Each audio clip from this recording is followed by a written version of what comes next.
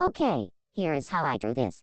Here is some line work based on this figure of Asuka. You'll see that I like to use my line art to shade a bit, just in the darkest parts. In the beginning I just focus on two colors, the flats and the shadows. I don't use layer modes that much. Instead, I decide shadow colors based on some rules that I declare at the start. For this drawing, I decided shadows will be a darker value, a warmer hue, and more saturated.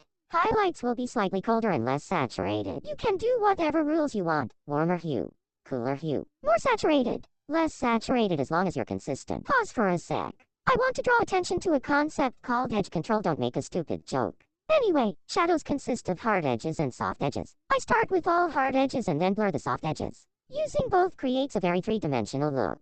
Also, the further away a shadow is from the object that's casting it, the blurrier it tends to be. If you feel like your art is sort of fuzzy and formless, try shading with just hard edges first, then blurring what needs to be softened. Okay, so I spent a while struggling with the hair here. I actually drew this slowly over the course of a few days due to busyness, so I get forced out of the zone by various life events, struggle with the canvas for a few seconds, then rage quit and leave for a day. I get it eventually, though. I mean, there's some stuff I kinda wish I did different now that I'm looking at it again, but let's ignore that. Okay, highlights. I mostly put them around the edges of forms and then the hair in the back just to show that it's behind the other hair. For hair highlights, I tend to use this sort of bat symbol-like shape.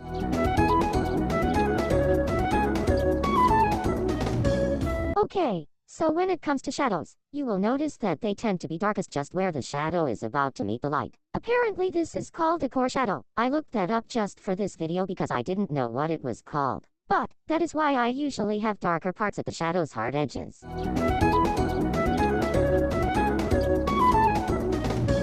Okay, here I came back after like a day and forgot my rule about how the highlights have to be a desaturated cooler color and not a saturated warm color, and tried making them a bright teal because it's complementary with the orange. It looks cool, but also off for the drawing, so I changed it. Here, I'm putting some bounce light using the overlay layer mode. The bounce light color is determined by what is close to the object. For example, the doll is close to Asuka's blue dress, so the bounce light on it is blue. Asuka's skin is close to her hair, so the bounce light there is peachy.